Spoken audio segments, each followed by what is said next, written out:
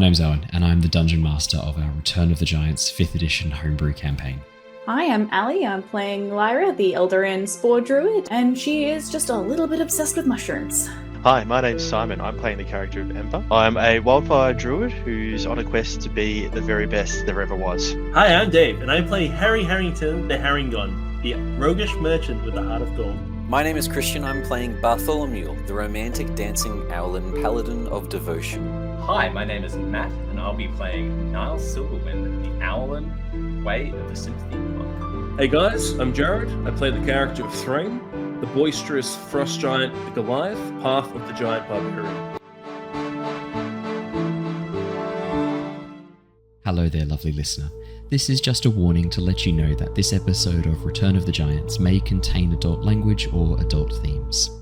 Hello. Hello, everyone. Welcome back. Hello, everybody. Welcome back to the Lost Archives. We are here playing Return of the Giants, the premier Dungeons & Dragons homebrew campaign. I used to say it was the premier 5th edition campaign, but we're now using a mixture of 5th edition and 2024 rules? What are we calling the new... What do we agree on? I think that's just what it's being dubbed as, 2024 rules. 2024. 5.5. I've heard 5.5 thrown around. Yeah. We're using a mixture.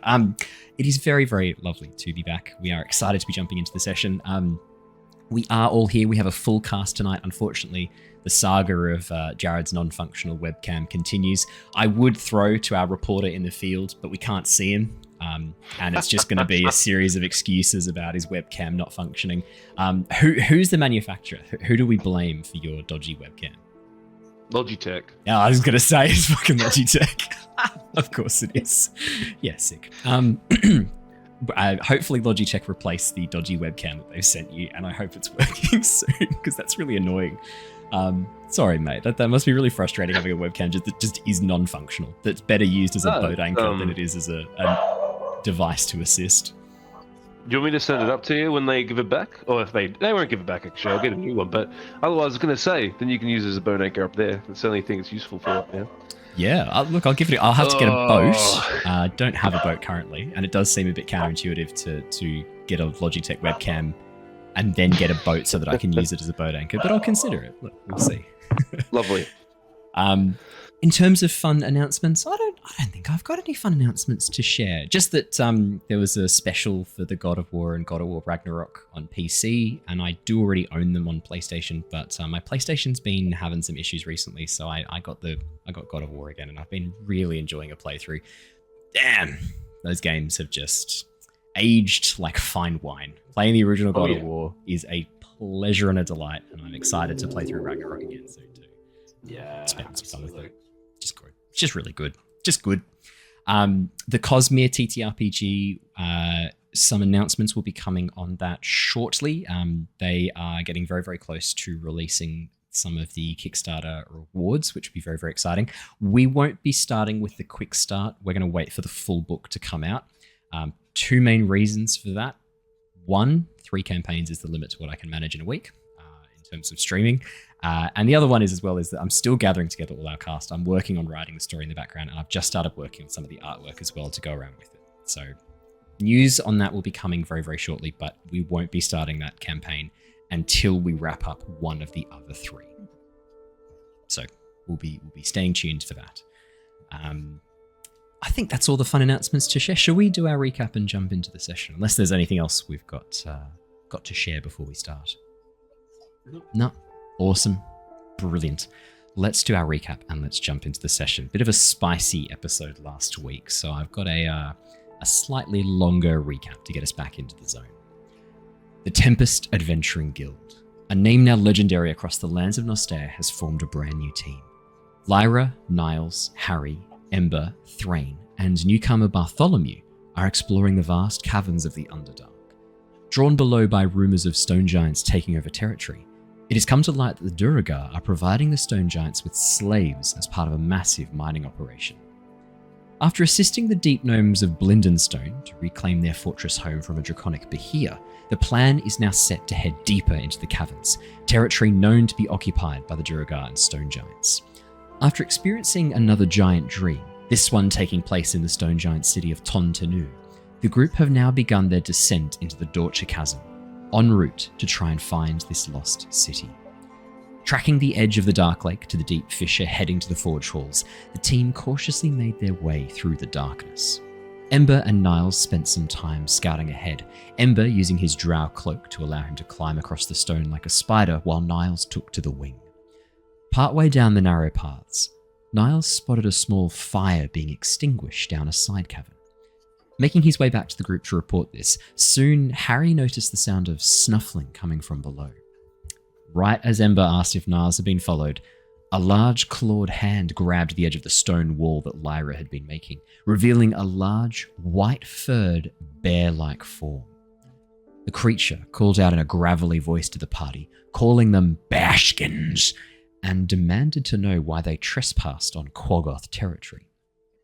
Sharing their goal of taking on the Deurgar and Stone Giants, the Quaggoth led the team back to the nearby settlement to speak with the Quaggoth Thonot, a psionic shaman-esque kind of figure.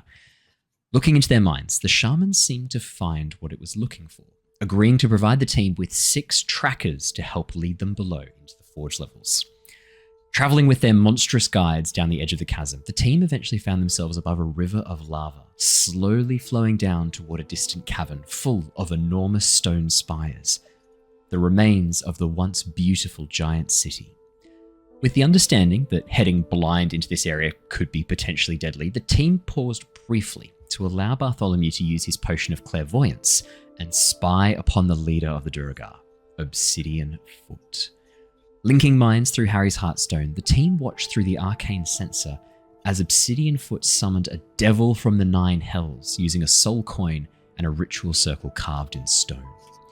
Appearing as a rather handsome middle-aged man with tan skin and slightly greying swept-back hair, the devil seemed to immediately notice the invisible eye the party were watching through, but turned his attention instead to Obsidian Foot. The devil and the Deurgar discussed some bargain between them, magic allowing Obsidian Foot to somehow make the giant see him as a leader, the magic channeled through a Heartstone. Learning that this enchantment was fading, the team watched as Obsidian Foot agreed to sacrifice 12 of his warriors to the devil, their souls bound to Avernus to serve in the Blood War. In exchange, the devil would empower the magic and give Obsidian Foot more control over the Stone Giants. With the magic fading, the team returned their attention back to the area around them, quickly realizing that during this time, their Quaggoth guides were gone, the bridge littered with the bodies of Deurgar.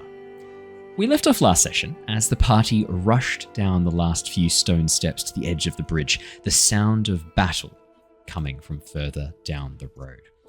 And that is where we left off last session, and we are going to be jumping straight back in. As you make your way to the edge of the stone bridge, the lava flowing beneath you, warming the air around you. Niles and Bart, your feathers rise very slightly, tickled by the warm air that rises from this exceptionally hot river of molten stone flowing beneath your feet. The bridge itself is mostly constructed of stone. Metal braces and bars have been constructed around it to protect the bridge from the molten lava beneath. But you can see detritus, areas of melted stone that have cooled against the side of the bridge, creating these almost water-like flows of solid rock. In front of you, torn to pieces, are the bodies of 3 Deurgar. One of them, its head has been entirely bitten off, the chest pulled open, revealing the internal organs spilled out across the bridge. A large claw mark has just cut through the armor they were wearing like it was nothing.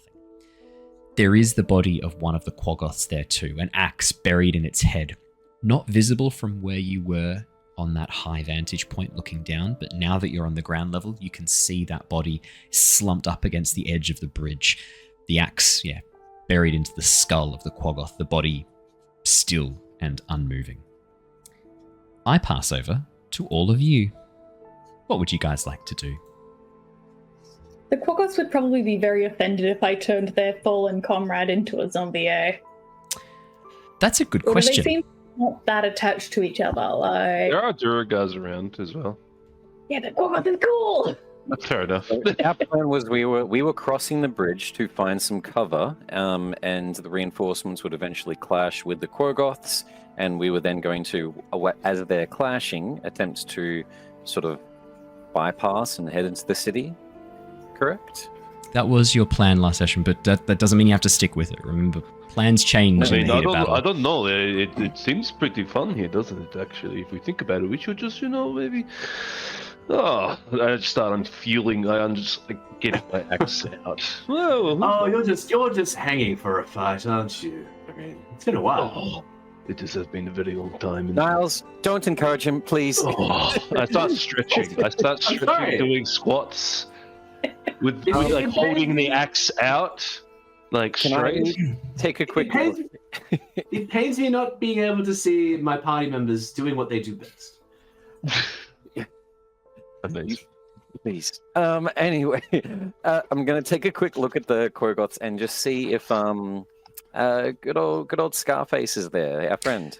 The Quogoth that's had its head caved in by this axe is not the Quogoth with the scar, not the one that you had interacted with. This seems to be one of the other ones. You can see the paint across its body, marking it as one of the other trackers that was sent with you. Right. Okay, and the others are still here sort of gnawing at the bones, like you were saying, tearing the bodies apart? No, you can't see any of the Quogoths. What you can hear is the sound of battle coming from around. So to center you guys and get you in where you are, you're currently standing at the edge of this bridge. The bridge is roughly about sort of 60 feet crossing this river of lava. On the other side, the cavern opens up where the lava is pouring over. The pathway continues around the edge of the cavern and reaches a natural bend and moves away from sight as it follows the cavern wall, pulling away from you. So you can't see any of the other Quogoths or the Deurgar at this point. You can hear, all of you can, very clearly, the occasional bestial roar, the clash of metal, sound of stone striking against stone or metal striking against stone, as well as a few curses. Anyone who speaks Dwarvish here? Who speaks Dwarvish? I do. Threign, you hear a slew of curses in Dwarvish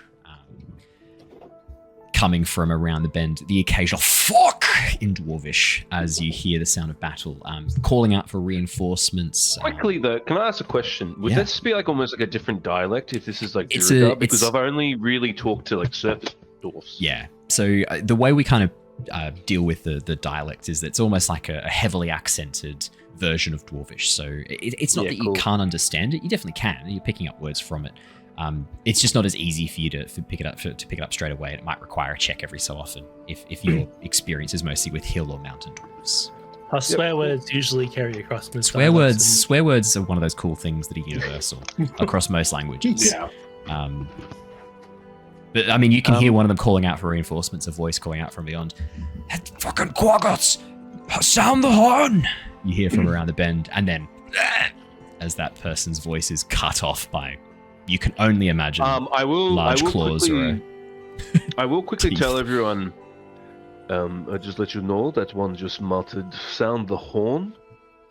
So and they're asking for reinforcements. This is heating up. We need to actually do something now. I think the plan is still fine. We're still fine to hide. Harry, can you quickly go up around the corner and just get a bit of a look at what's happening, just so we at least know at least some information of what's out of sight right now? Lyra, you're just, I'm guessing, drooling over the Quogoth body. Yeah, I'm just kind of staring at this body going like, oh, it'd be so cool, but we might offend them and then they might not help us anymore, which would be bad. Lyra, they're all about to be dead. Get an ally. Woo, permission! I'm gonna You're going to use the Myconid circle spores to bring back the Quogoth as a spore servant? No, I was just going to use Animate Dead. Fair enough. What's the limit on your Animate Dead? Is it a medium creature? Just quickly reading through. Yeah, medium or small. Okay. They're large, Quogoths are large, unfortunately. Sorry. Look, I think that this is a pretty good call to maybe use the spores. We already know that we have to do a large or smaller. We can't do huge, and there's not going to be any other really strong large things around the Underdark. Everything's either fucking ginormous or tiny. We actually know what the Quogoth's relationship with the Myconids is. Not great. They just said Not that they were great. Yeah. Yeah. Because I will say, if the Quaggoth see Markinid spores infested Quaggoth, they'll just look at us and maybe actually turn on us too, creating more enemies. Just something to be aware of. Yeah, Yeah. but the only ones that are nearby at the moment, because we travelled away from the previous place, are the ones that are about to be killed by Deurgar. And I don't mind if you do it. I'm just yeah. letting you guys know that there's some risk. That's all. There's Just something to be aware of is all. Yep.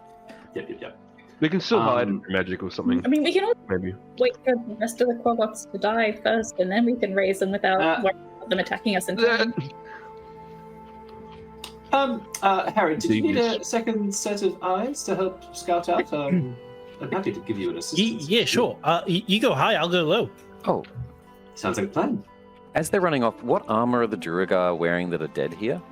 It looks like it's a mixture of breastplates and some of them using almost like a splint armor. Lyra, if you want, if you were wanting like his magic and being torn of what to do, you could try animating one of those Deurgar bodies. A skeleton wearing splint wouldn't be too bad. That works for me. I mean, we all saw how cool Tim was. He was great. And Tim was just in butt naked cloth. Tim He was was just pretty- in Well, butt naked cloth. That is true.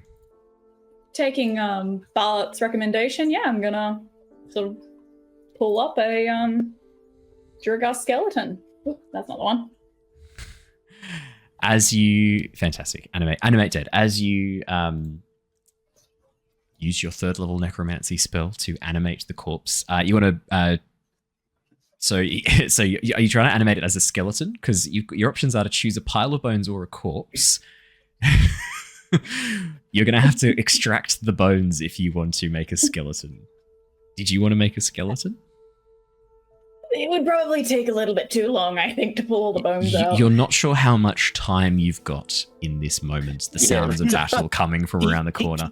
Can they jump and climb? I mean, like, if we have to climb over, we might have to leave them behind. Oh, that is a good point. No, I have some. Oh, maybe not. How far do we have to jump? I mean, maybe Threign could throw him, but I Why could don't we do come to this, but he might not be intact once he hits the target. If we need to climb over anything, we strap him to Threign's back. We don't have too much time. You guys go scouting. I'm going to start heading towards, I guess, the side of the path where I'm hoping there's like rocky terrain and cover that we were. Because wanting your idea was to try and head down along the river of lava, wasn't it? To use that as your pathway down into the cavern below. Yeah, but we wanted to wait until the scouts had sort of gone to investigate, and then as they go past us, head to the city. Perfect. Alrighty. Who are my scouts? Who is heading over towards the area to try and see what's happening with the Quaggoths? I believe Yep. Niles and myself. Yep. Yeah, I'm mentioning like like Looney Tunes, one head above, one head below, both peeking over at the same time. Okay. Stealth? Ember, are you mean, also planning on heading over with them? I saw you sort of go to. Sorry, yeah, I had to pick up All a few good. things. Yeah, actually, I could because I've got my lovely cloak that allows me to use invisibility as well, so I can try and sneak in. So hey, You don't have to use Wait, that now does- because you've got one use of invisibility per day, so it doesn't have to. You don't have to use it now. That might be good to kind of have in your back pocket. that's what I mean. Yeah. So does the cloak give you spider climb and invisibility? One Yep. use of invisibility. Oh. So permanent spider climb and one use of Yeah. invisibility. It's a noble's cloak from a drow house. It's going to be it's pretty pretty good. good. Permanent spider climb. That's awesome. He's got spider climb. It will, Yeah. at any time. He has a climbing speed. It gives him a climbing speed. Wearing that cloak, as Wow. long as he's attuned to it and wearing it, he has a spider. He has a spider. That climb. is cool. Fucking sick. Okay. It was a Right. good magic item. You guys did well convincing Zaylen All to he give has it to do up. now is climb on the roof and just shoot long distance stuff. Well, Hey, height hopefully advantage. nothing shoots back. So, who are my stealthy people? Harry and Yeah, I'll stop Niles. there. Could I please get stealth checks, and could I also please get perception checks as well from both of you? I guess also Oh, Ooh. That's a natural 1 on the perception for Harry, but it is balanced out with a 20 for stealth. So at least you're stealthy. I rolled a 22 for stealth. I don't know if that came through for Is you Ember guys. also part of this? No. Yeah. Did you want to go? Did you want to come too, or did you want to save your invisibility? Oh, you don't have to use your invisibility. You can still just stealth. No, just stealth in for the moment, and then if I need to. Oh god, that was just an 11. So Matt, I'm gonna just hang out with the other two. Double check you've got Beyond 20 active on your Chrome browser, Matt. Just double check it's active. And the other thing you can do is jump into features and traits on your character sheet and then jump back out, and it should re-allow rolls. That's how we fixed it last time. Really? Yes. It's, I've learned many things about fixing issues with technical stuff on the fly. If it's rolling, are we rolling to roll 20? Yes. Yeah. I need to open up a different computer for that one. Don't worry tonight then. We'll use your D&D Beyond. That's fine. So we've got a 22 for the stealth check, 9 perception check from Niles, and Ember. What are we looking at for you? That's an 11 for the stealth, and could I get a perception check 2, please? You sure can. That is a nat 1. That's a natural 1. So perceptions, we've got a natural 1, a natural 1, and a 9. Okay. Wow. At least all of you are fairly stealthy. Harry and Niles in particular, as the two of you begin heading up over the bridge and around towards the bend in the cavern wall. The ground underneath you is rough-hewn and gravel, but you nimbly and quietly skip over. Harry, using your dexterous rabbit feet to bound from safe spot to safe spot. Niles, using your wings to occasionally flutter over a particularly dangerous section. Ember, you're kind of stomping along behind, kicking gravel out of the way, but it's fine. It's just gravel. Like, they're battling. They're not going to notice the sound of gravel kicking. Like, these guys need to get a life. They're trying way too hard to stealth this out. As the three of you get to the bend and look down, you can see the pathway travels around another 20 feet, then some stairs lead back down towards the center of the cavern, pulling open onto a raised stone platform with a massive gate in front. The sides of this have dropped away, and large spikes, stakes of what looks like zirkwood, have been sharpened and hammered into the stonework all around this area. In front of the gate, you can see a battle is currently underway between the Quaggoths and the Deurgar. On top of the gate, there are 2 Deurgar archers using these wicked-looking crossbows.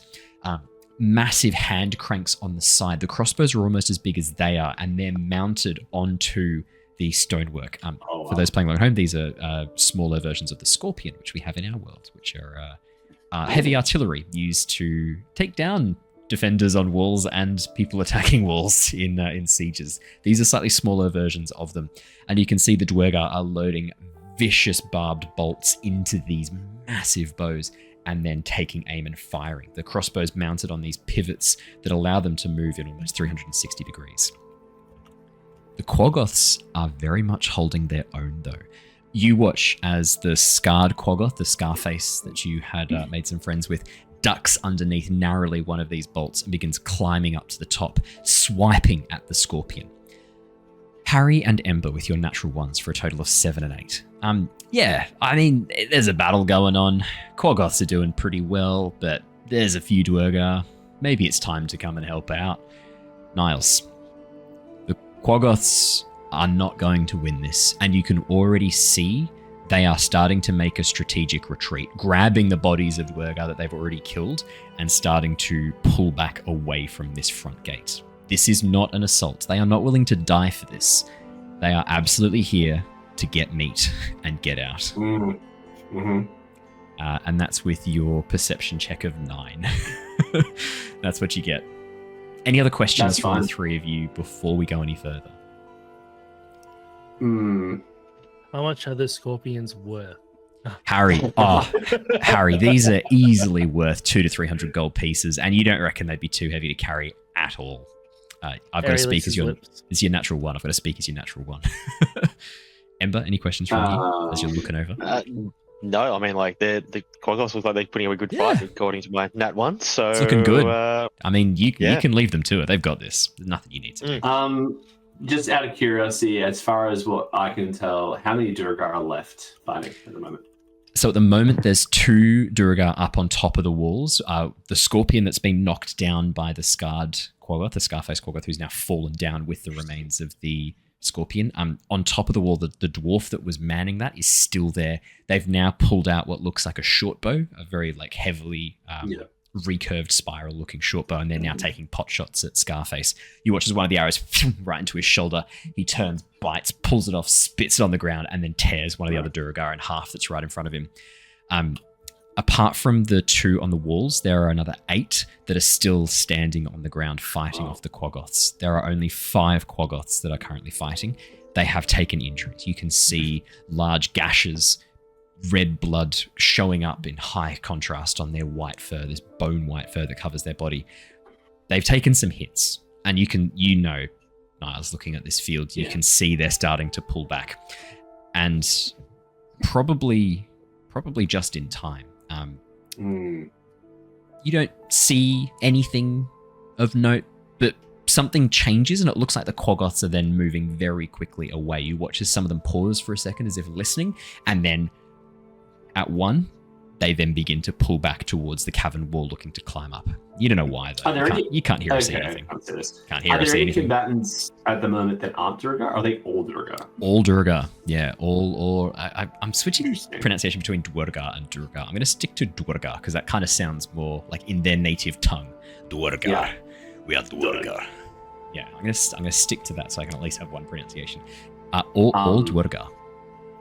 My other question is, so from where we are, is there a path, I guess, forward into the city that looks like we could maybe lead the rest of the party through? Or is there like... Niles, there's one path and that's it. You're looking at it. Shit, okay. Whether there's a more creative way around this, you're not sure, but paths, set paths that have been created and managed, there's one. Yeah. Because we don't really have a lot of flexibility. It's basically just there's a gorge, we're moving through it, and that's almost like this was picked for its high defensive capabilities. Wow, no way. Yeah, cool. Weird, right? I guess Sage whispers, because obviously we're still stealthing. I go to like Ember or whoever's closest to me, and I just say, I don't think the Quaggoths are going to be able to fight much longer. It looks like they're staging a retreat. I think if we want to move forward, we might have to move now, or we might lose our element of surprise. Yeah, really? I would have called it 50-50. But if anything, Harry, they're starting to get a second wind. This is just they're taking a breath before they rush back in again. No. It looks like they're about to flee. I don't think they were really ready for a prolonged attack. We should probably get the rest of the party, though. I don't want to lose the opportunity here. Yeah, okay. I will move back and connect back with the party and tell them what's going on. Before you do, let's jump back with Lyra, Threign, and Bartholomew. So the 3 of you were staying behind. Lyra, you were casting Animate Dead to create yourself a Deurgar zombie.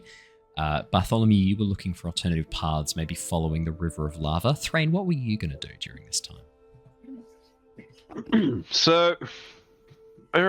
obviously he's combat orientated, but Threign, there's a noble battle going down. You can hear the sounds of your furry companions fighting hard for their lives, earning themselves great honor. He yearns for it, but he looks at his friends and realizes that, there's obviously other things to think about at the moment. Yeah. So one of the lessons I guess Threin's learned is that sometimes you let the small battles go so that you can enjoy a big battle later. Well, that's it. A more noble, more honorable fight to come. Or Lyra summons a whole bunch of snakes and steals it from you. Hard to say. Well, I think it's just... I think it's more to do with just learning from his friends, really, at the end of the day. He obviously, he's like thing inside just wants to burst out and charge. But... what's going to happen is I'm going to do this almost as like a thing that just happens. But he starts tapping his foot. Like he's starting to get anxious and he's just like, he's getting into it and he doesn't even realize that he channels this. But I'm going to cast Thaumaturgy and I'm going to use the tremors. You cause harmless tremors in the ground for 1 minute. Now, I don't know how strong this is going to be, but what I'm hoping for is that he's getting so, like, he's just so, like, jittery, full of, like, Got his He's battle jittery, and jitters. it's gonna start, and these tremors are gonna start going through the earth. In the Underdark, that could potentially be a whole different. I'm hoping this to be more. You're trying to do the thumper on the dunes of Arrakis, but the Underdark version is what I'm hearing. Is that fair to say? We'll see what happens, but I'm hoping. Shire may his passing bless the world. You're trying to summon a purple world, is what I'm hearing. I'm hoping to bring more distractions for the Deurgar now that we lost our other one. Yeah. Wow. Could I get you to roll me a D100? Let's see what hears this. Let's do it. This should be really fun. 83. 83. All right, let's have a quick that's- look. While I'm pulling open, because I didn't have a roll table handy, I'll make one really, really quickly while I'm doing that. But would you like to roll a perception check to see what you can see, or investigation to see if you can suss out the nearby area? But so much when we decided to go and find cover was scrapping the walking on the side of the lava, because then in my mind it was going to be us crossing the lava river and then traveling along the side of it. But with this idea now that we can just instead find cover, he's been thinking of alternative ways to get into the city. The ever planner that he is, Lyra is doing corpse things, and Threign is doing his best to twiddle his thumbs like the ADHD kid. You were just seeing veins pop in his head. Just from he knows there's a battle going on that could be glorious, but he's learning from you guys slowly, and you just see he's like white knuckling the axe. Raw dog in the battle. Bart is going to dismount from Kong Chi and sort of take Kong Chi over to cover, giving his fur a bit of a stroke, and get in a little bit of like a crouch thinking pose. Lyra could carve a tunnel for us. We know that she's got mulled earth. We could use that, find somewhere to hide, and maybe make our own route into the city. Depending on what the scouts find ahead, we could obviously scout up ahead as well. But there is also the possibility that there may be some sort of, maybe an alternative entrance. And I'm going to look at the stone in my hand. I know that I have a connection to the stone giants, the people that once lived here. So technically, this is my home. I might know a back door, a secret entrance. So I would like to try to tap into that history and knowledge to see if I do know about some sort of like Queen Victoria back tunnels in the Buckingham Palace for this capital, for the stone giants. So you have resonance with your stone giant echo, with the stone giant in the past whose memories you've been able to relive and connect to. You currently don't have the synchronization where you can access their memories. So what I'm going to get you to do is, could you also roll me a D100? We're going to see how much of your stone giant echo you're able to draw upon. Threign, 83? Yes. Okay. Brilliant. 36 from Bartholomew. Bard, as you use your mind to focus inwards, feeling the warmth of the stone, almost like that second heartbeat that you've gotten so used to feeling in the back of your hand. As you focus your mind, for a moment you can feel the mind within, the knowledge that it contains, an entire life, a soul stored within this tiny space. But you can't pull out any of the memories, you can't access any of this creature's thoughts at this point. There's something blocking you. Some gap, some distance between you that has yet to be bridged. And as you bring your attention back, there's almost a sense of sorrow that you feel from the stone. As if the echo wanted to help, but couldn't quite. It's at this moment. It's at this moment. The hatred of giants. But he does think, and we'll look over to them. That might be playing a role, the fact that you have this kind of blood vendetta against stone giants, and the being that resides inside your gem, the soul that is in there is a stone giant. The echo, that may be some friction there, potentially. The other person that has a stone giant and has Figment, I'm going to look over in Harry's direction and see how the scouters are doing, hoping that maybe he can do what I couldn't. Well, that's perfect timing, because as the scouts begin to return, all of you begin to notice the vibrations coming from Threign as the bridge shakes every so often. This jittering vibration as Threign creates this effect from thaumaturgy. His axe, the hilt, sort of jamming into. I'm not going to make that move anymore. The hilt jamming against the stone. Just realized what I was doing then. Jamming against the stone as he stands there. It's at this moment, as Threign lifts up his axe and pauses for a second, the vibrations don't stop. You watch as ripples begin to display across the surface of the lava for a second. Oh no. This low rumbling emerges. Harry, Ember, and Niles, I'm going to need a dexterity saving throw from you, please, as you are not yet back at the bridge. As you make your way back towards the bridge. 24 from Harry, that's nice. Natural 20, 22 from Ember. This is good. Niles, come on, mate. Come on, Niles. This is like... At least Niles can fly. Natural 1. Natural 1. Another one. Did it work? Come on, give us the natural 1. Did it work?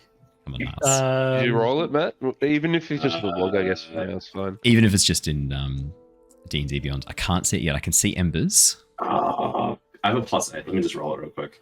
Can't be that bad, right? +8. How You'd think wrong so. can this go? Yeah, dexterity saving throw, please. While Niles is rolling. That's only an 11. That's not enough. What happens? That's not enough. As this kind of works, right? Niles is the only one who's kind of paying attention to the battle. Ember and Harry are just fucking off in their own world. The battle's going great. They begin making their way back, like arms linked, having a grand old time. As Ember and Harry begin walking out in front, Niles, your attention's still focused on the battle behind you. Yeah. The ground underneath your feet shakes and shifts for a moment, and you watch as this, what almost looks like this grey blade, bursts up through the stone and begins moving towards you, splitting the stone, crumbling the earth around it as it moves through the stone, like a shark fin cuts through water. Cool. This moves towards you. Harry and Ember, you both just step out of the way of this thing. Niles, unfortunately, as the ground moves beneath your feet, the stone begins to shift and you almost like spill forwards, striking against the edge of this dorsal fin emerging from the stone. And as you drop back, the rumbling stops instantly. And all is still and quiet for a moment. Oh, fuck. And then you watch as enormous jaws burst through the stone. Massive, elongated, and aerodynamic head, pointed like a shark's, long body, like almost cylindrical, stocky, and like very muscular, with these 6 legs along the side. Massive dorsal fin. You watch as a bullet explodes out from the stonework, having encountered something touching its dorsal fin while it moves through the ground towards the source of some vibration. Oh no! This could have went so perfectly, actually. That sucks. Matt, have you got inspiration at all?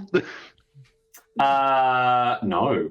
Do you remember that Harry and Ember rolled so well? Was there anything? Unless chat gives me one, guys. Come on, be generous. Ember did roll a natural 20. And I did roll a 24, which I can add a d4 to with my lucky footwork. Unfortunately, this could be good. This could still be good. It's in mid-air leaping, so obviously I can't do anything right now, right? As it bursts out of the stonework, as the bullet pulls itself free of the stone and bursts forth, it's Niles. If it means anything, I do have evasion, so keep that in mind. Okay. What does the evasion grant you? Specifically? It's very similar to the rogue evasion, so if I do fail a dexterity saving throw, I only take half damage. If I pass, that is good to know. I was about to read out some damage to you. It will be half damage as a result, because this would technically count as the evasion. All righty. Let me quickly pull open Niles. As the jaws clamp down, What's your armor Right. class? 17. This actually misses. Hey, let's go! The dexterity saving throw Okay. shoots you aside, which I had sort of like lowered the armor class very slightly for you. That still misses. I had you with a -1. I gave the bullet like a +1 to hit you. That's only a 16. That's not enough. As the jaws. Can I react? Just let me know when, Yeah. when I can. What would you like to do to react? Well, do we see that happening? Like, Yeah, from all our of you are on the vantage bridge. point? I'm about to chuck everyone into initiative. It's kind of like the bullets getting a surprise round as it bursts out of the stonework all of a sudden.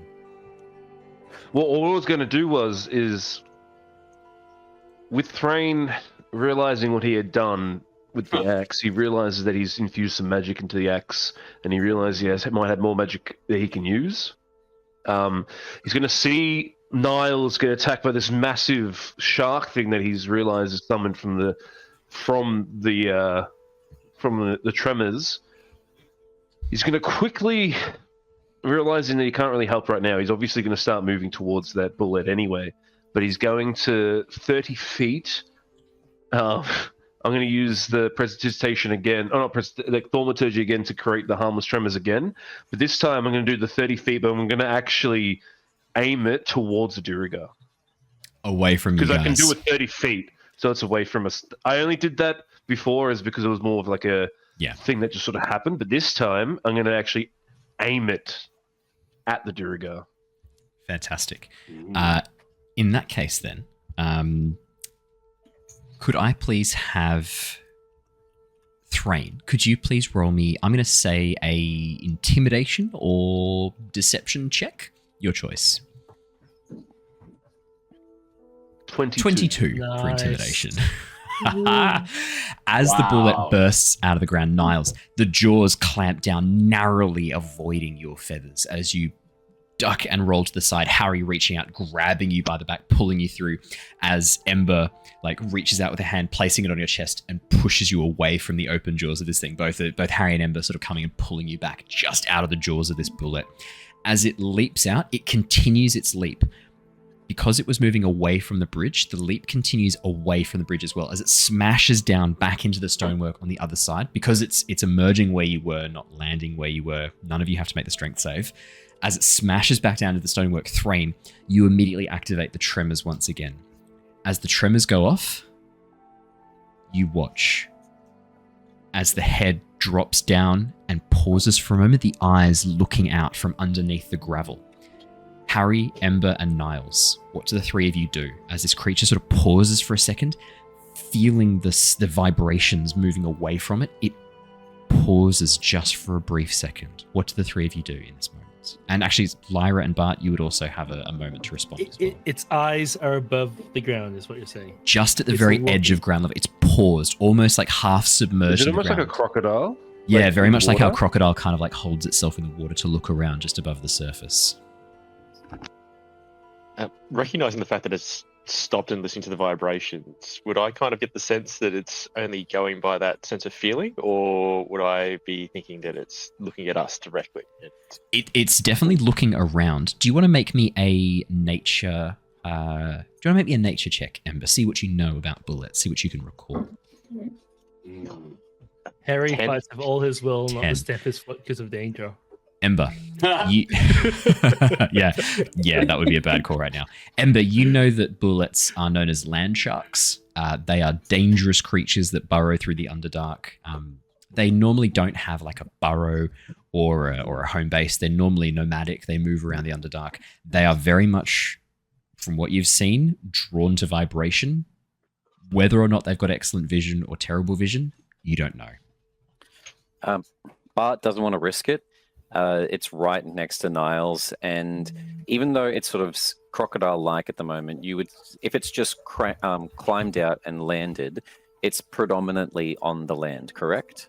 So the way its trajectory has worked, it's sort of pushed itself free of the earth to try and smash into whatever touched its dorsal fin, and it's now half buried back into the ground again. You can see the top of the head, the split where the jaw opens. The lower jaw is underneath the stone. The upper jaw is just above the line of the stonework. Its And eyes quite forward facing. The corner that turns to where the Deurgar are fighting, The reason that corner has to turn like that is there's a moat of lava on the other side of the path and the corner, correct? Yeah, so where you guys are standing, it's sort of 30 feet in front of you, about 10 feet away. Actually, it's a little bit more, sorry, it's about 45 feet away from you. So it was 30 feet when it emerged from the stone. It's now 45 feet away from you, 15 feet away from Harry, Ember, and Niles. That's fine, that's fine.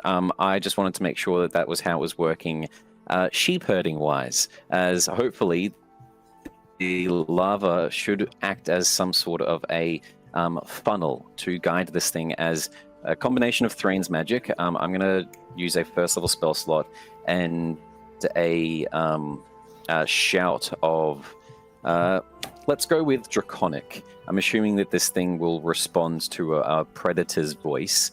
And in Draconic, I'm just going to shout, flee, and use command. Ooh, okay. What's the intelligence limit of command? So it doesn't actually specify.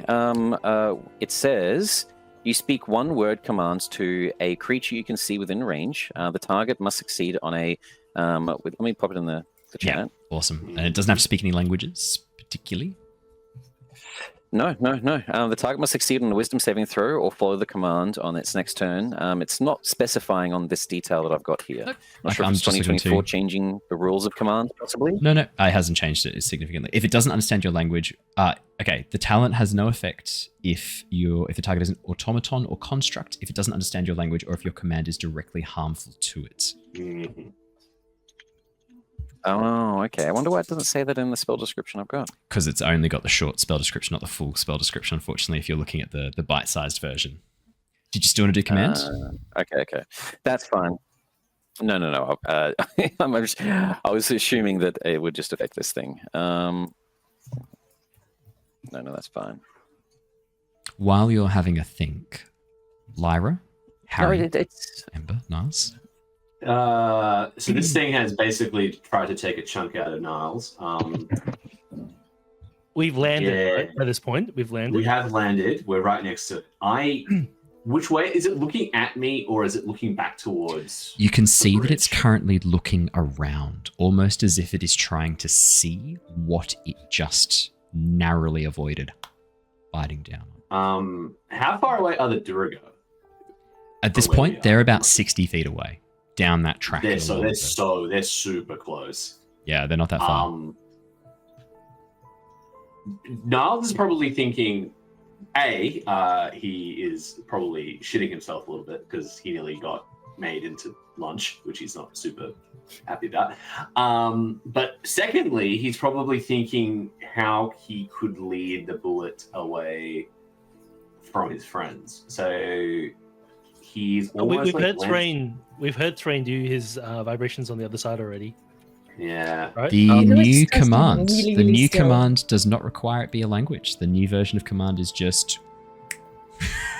Really? So the new version, Broken.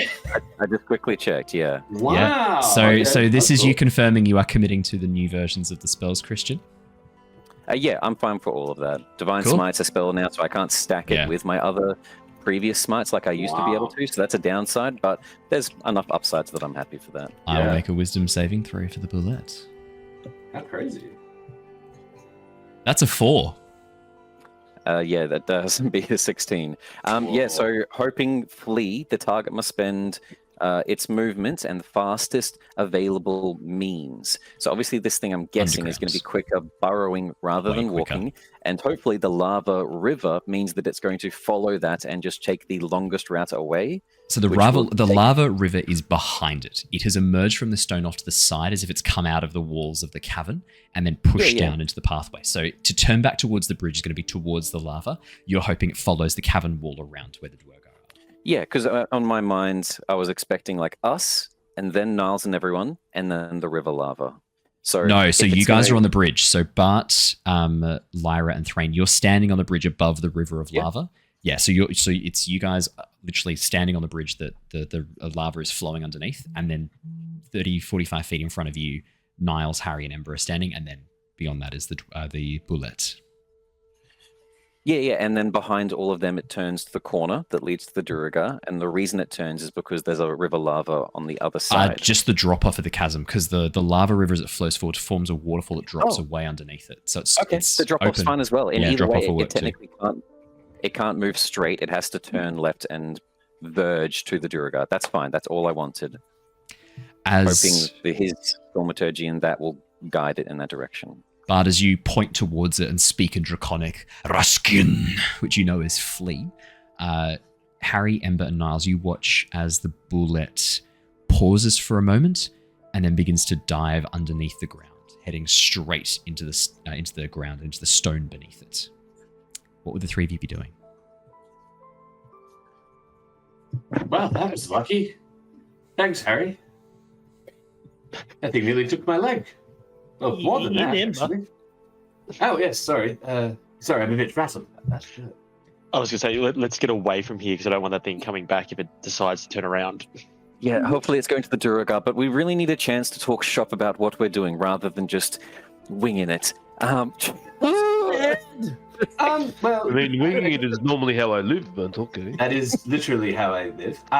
It's also how we nearly died, so let's reconsider. Look, we were just there. We had a look. Our fairy friends, are fighting a losing battle. I think they're staging some sort of retreat. Well, they've got a strong ally about to come. Well, hopefully. The Deurgar have pretty impressive defenses. 2 large ballistae scorpions, perhaps on their fortifications. There's at least 8 of them, so it might be a bit of a hard fight. No other way around it, though. We have to basically go through them to get through the city, unless there's another way. I don't really see another way around. Was it 8 Deurgar and 2 ballistas, or 8 ballistas and 2 Deurgar? Oh, no. 8 Deurgar, and 2 of them were manning those large... Were they made of metal by any chance? What's the metal on them? I believe so, yes. Ember, you wouldn't still have the ability to be able to heat metallic objects, would you? Oh, I certainly can. That could be an option. Because I do too. We might be able to disable both of them. Niles, you watched as one of the scorpions, one of the smaller ballistae, was demolished by Scarface. Okay. Just to be the voice to reason, guys, the plan was to take out just Obsidian Foot. Now we're talking about going to war with the Deurgar. What the fuck's going on? I don't mind that. We're not going to war, but we're going to have to get past them one way or another. And we're discussing attacking the scorpions. There has to be another way to get in. Lyra carving a tunnel for us. Harry, I was thinking before maybe you could find some sort of secret entrance with Figment's knowledge of the stone giants. We could even use Ember's ability to disguise himself to turn into a Deurgar, have us all walk in as slaves. This is a single front, which means their reinforcements are going to continue channeling down here. We're going to have to fight through the entire fortress if we take this plan. He does have a point. I'd rather not fight them if we can avoid it, but I am conscious of the fact that time is of the essence, and we are losing the element of surprise with our fairy friends making a hasty retreat. I understand that and agree. The one thing I would maybe recommend is not digging. I mean, who knows where the next lava flow is, how close it is to the surface. I mean, not to mention digging takes a long time. That makes sense. You hear the sound of a horn echoing through the deep. On the other side, we don't have to worry about the surprise. Can you speak to Figment, see if he can help you remember back to the layout of this city, if there's any memories of your stone giant, the prince or princess? Oh, yeah, probably could do that. Do you think it'd be easier while we're looking at it, so peer back around, or do it from here? Well, I'm thinking this is more so going to be in its memories, because I don't remember... We took a single pathway with the stone giant's magic to arrive to the city, right? They were just sort of carving us out. So I'm thinking what we're looking for needs to be something that's already existing, a tunnel, a pathway, something that's hopefully in our Echo's memories. I tried, but I am not on good terms with mine. Yeah, okay, I'll give it a try. Harry tries to tap into Figment. Tap into Figment? Okay. Mm-hmm. Could you make me a spellcasting check, please, Harry? I'll just cast an Eldritch Blast. Perfect. Easiest way to do it. 14. 14. Harry, as you focus your mind, there's no response from Figment. Oh shit. Figment's not here right now. So no luck. But what about the Heartstone? What about your can you do it yourself? Could be You can't be too reliant on Figment. You're powerful too, Harry. But can Harry just check the map that we got last time? As you look at your hand, you tap the Heartstone, you watch as the map shimmers up. Yeah. Is there any tunnels that lead to the city that we can't see by eye? As you look over might this, be hidden by magic? As you look over this area, Harry, the map is very accurate for the central chasm and for what looks like the vast city beyond. But so much of this landscape has changed. The lava river does not appear on your map. In fact, this bridge is missing from your map. None of this is here. It looks like some tectonic force has torn open vast sections of this area and changed a lot of this landscape, particularly this outer area surrounding the city. There are no open doors. In fact, as you turn towards your left, the vast chasm below you where the lava's dropping off into a waterfall, that shouldn't be there. You should be able to just walk straight across this with no problems at all.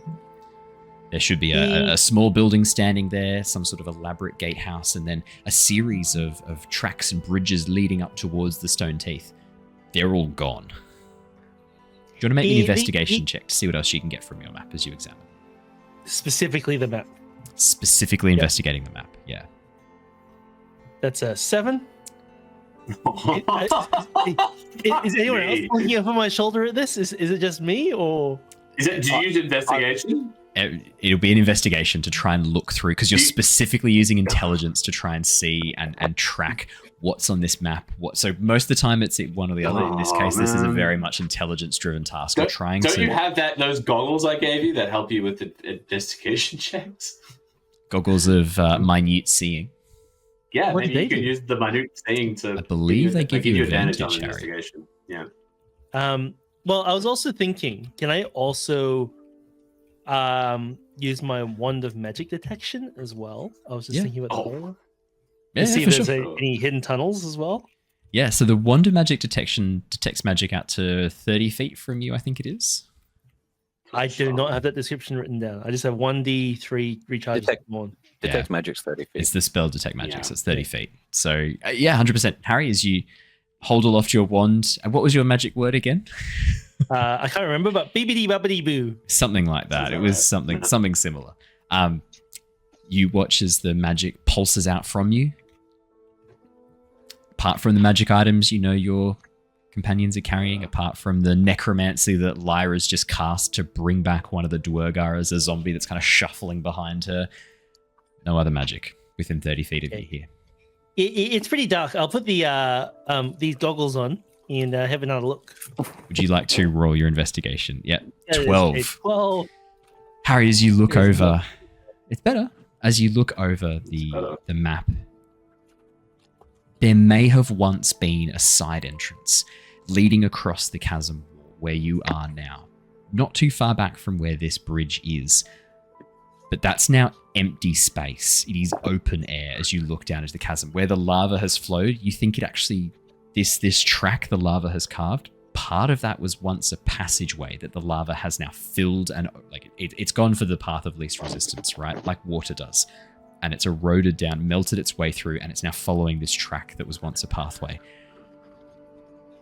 As far as you can see. Spider climbing easily use that track?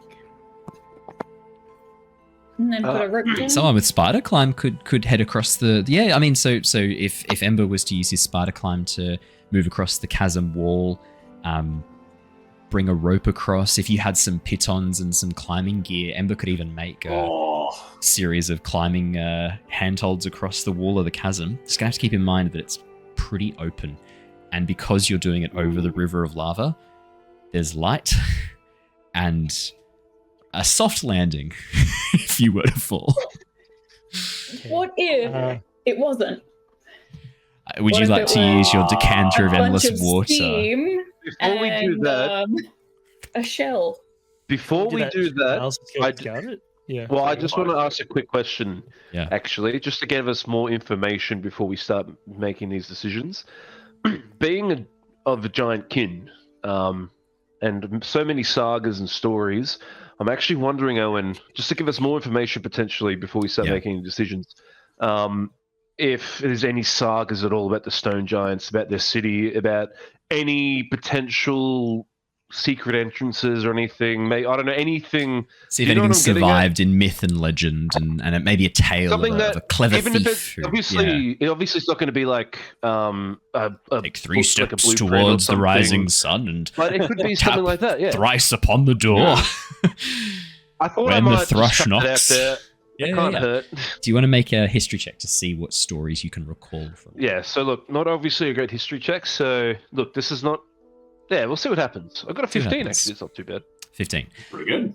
Threign, as you recall back, trying to bring up sagas and stories, most of the sagas that you know, that you remember, that have stuck with you were about the frost giants. Like, they're the stories that your clan tells. They're the tales that your people hold near and dear to their hearts. Yeah. The story you do remember, the one that comes to you about stone giants, is stone giants aren't the main focus of the story. 2 of the characters are stone giants. 2 stone giant thieves sent to retrieve a important artifact from a storm giant vault. And the storm giant had originally held this vault high up in the clouds. The cloud giants had tried to raid it. They'd moved it into the heart of a volcano, but the fire giants had gone to raid it. They'd buried it in layers of ice in the far north. Frost giants had gone for it. They buried it deep underground, and the stone giants swam through the stone to try and get it. The story continues. They then ended up trying to hide it in the woods. The hill giants tried to get to it, and in the end, they buried it at the bottom of the ocean, where only the storm giants can go. And that's the story that you remember, the tale you remember. But the fact that the stone giants could swim through stone, Threign, you think that that's an important clue here. If they're able to shape stone and work with stone, in terms of secret passages, stone giants aren't really gonna need any of those. No. Not lots of them, at least. Not in great number. Yeah, so basically, this gives us something else. This basically gives us the fact that we're looking for a secret entrance that might not exist. Potentially. The fact is that stone giants shape stone like we shape clay in our hands, like a potter shapes clay. Yeah. It's they unlikely. have a need for a secret entrance, right? As you think about that, you go, they're probably not going to have lots of secret entrance. But as you think that, this area hasn't belonged to stone giants for hundreds of years. Do you know who it does belong to right now? Deurgar. Deurgar. Paranoid little Deurgar. Yeah. So this is probably. And if they've got deep gnomes mining stuff for them, and the deep gnomes have it any time where they're not observed, you know the deep gnomes love a fucking hidden entrance or a secret tunnel. Yeah. And if there's any chance that the deep gnomes are going to escape, you suspect they're probably going to try and take it. So looking for a stone giant tunnel, probably not going to be very helpful. But Deurgar or Sverniblin, that'd be on the money. Fuck, we should have asked Gook and the other 3 how they got out. That might have come in handy, that information, yeah. Yeah. Oh, well. Can't win them all. We see any signs of like gnome tracks anywhere? Do you want to make a survival check, Ember? You're also assuming that there's like one way in and one way out, right? But there could be other. Well, here's the thing, right? By the way, just quickly, I'm just going to treat this as us, like, we're almost like together, all just sort of talking, like, sort of a little bit. This is us strategizing, so, like, I'm not going to... It's easier doing that way than just saying, hey, guys, role played, this is what 100%. I just learned. Yeah, no, 100%. Yeah. I'm assuming this is all a discussion you guys are having in the moment. Who's got a passive perception of higher than 16? Or 16 or higher, I should say. Lyra, Harry... I think Niles does. Ember, you do? Yeah. Harry, Ember, and Lyra. There's no sound of roars or growling coming from that area around where the gate was. Yep. In fact, it's eerily silent. After that horn blast, there was a bit of shouting, and then it's gone kind of quiet. The Quogos never retreated either, which they were planning on doing. I do that. I mean, I don't perceive this, but I probably Niles would remember. The Quogos, when they retreated, it seemed like maybe they'd sensed something. They backed off quite quickly. I don't know if they were just deciding to retreat, but it seemed sudden to me. I don't know. Maybe there's something else coming. I feel like that something has already come. I feel like they've sensed the Bullet, and that's probably the reason they haven't returned. I think you might be right with that one. They also seem more like scavengers than actual. They're opportunists, they seem. So they might have just come in, grab some bodies, and run off. Correct. They never really planned on the actual assault. But no, there could be some. There could be something to it. You get the sense the Quoggoths have been undertaking a form of guerrilla warfare or bear warfare. They've been bear warfare. Snatch and grab, deal, shock and awe, take the bodies, disappear into the night, into the cabin. Which they would they're absolutely excel at. Yeah. A side idea: if we're having trouble finding a possible secret entrance, and we can't find anything from a quick investigation in a moment as we study the map, I did mention the idea that could be very plausible right now. Ember, you can disguise yourself, right? If you could make yourself look somewhat like a Deurgar, despite them being shorter, dwarves aren't honestly that much tinier than us, than Swift Noblins. They're only around 4 to 5 feet tall. You could make yourself look like one. We could pretend to possibly have instigated the Quoggoths. With the chaos that's going on, if a Bullet is also there, they're probably not going to bat an eye. You can say that you captured us. We tie our hands behind our back, strap the weapons to Kong Chi, and you quickly lead us in, saying there's more Bullets, more Quoggoths or something, and we might be able to just simply walk inside. I am definitely happy to try that. If everyone else feels comfortable leaving their weapons behind. Well, we'd be bringing them with us, I'm thinking, but if they're on Kong Chi, we would look like less of a threat. And if we're going to be taken as slaves, you're going to be leading us to where the slaves go, which means we can straight away be brought to the other slaves, rather than having to sneak to them. Just to play devil's advocate, I know we're a little bit short on time, but I can see them maybe questioning how one Deurgar managed to take down the lot of us, including Threign, who is a little bit bigger than most. Obviously, he wouldn't claim that. I would like to hope that Ember would claim something along the lines of, it took many people, there's still Quoggoths and Deurgar fighting up ahead. The purpose being trying to almost, like some sort of fire evacuation, send more of the people trying to help to the front lines as he goes behind looking for whatever he's handling, which is us. There is one thing I'll add. Ember, you know how your disguise self works. Anything that you're carrying on you is part of the illusion. How many weapons do you guys actually have? Threign's axe, Bart's blade, Bart's sword, Lyra's bow, Harry's daggers, quarterstaff. I technically have some old weapons that I haven't used because I can now summon them. So, your main weapons, Ember, and if Ember's holding the bag of holding, that'll be disguised by the illusion too. But if it's just like, Ember, how strong are you? You're reasonably strong, aren't you? You've got at least a 12 strength. Yeah, I'm like a large creature when it comes to carrying things, I think it was. So use your question if you're trying to talk to us. We can just put them in the bag of holding. Yeah. You don't need to put them on Kong Chi. If anything, it's going to be very suspicious you walking in with Kong Chi with a whole bunch of weapons loaded on her. Yeah. If they're in the bag of holding and Ember's disguised. Lyra, what you're saying, I do agree with that, but he's not going to be our victor in a battle. He's simply our ward, the person that's taking us back from the battle that just happened. I think that's the story that is believable. I mean, I could also, I know this might be a bit upsetting for you, but I could also disguise myself as the one that we executed earlier and say that I escaped from the Quoggoths and I took you guys who are also prisoner. If you look like one, it would make so much sense. We know what he looks like. We heard him speak, so you know his voice. I would love for him to be seen as someone weak, personally, on that sort of a level. Okay. I'm pretty good at acting as well, along with my dancing. So I can put on a at the front of our chain gang. I have my reservations about this, but I'm willing to give it a go. I just don't know. I just don't buy the Deurgar that was captured returning valiantly with a bunch of prisoners. Well, I can say that we were with the Quaggoths that were here. They took an opportunity to try and break away to attack and claim more bodies and prisoners, and I took that opportunity to escape with you and take you to our Yeah, you can say that we were captured ahead of time. Ember, your survival check of 20. The information for that might be relevant for you. You were looking for tracks, correct? Yeah, the gnome tracks or anything like that around the area. 20 for survival. Yes, there are indeed tracks. Small bare feet that probably are gnome, judging by them.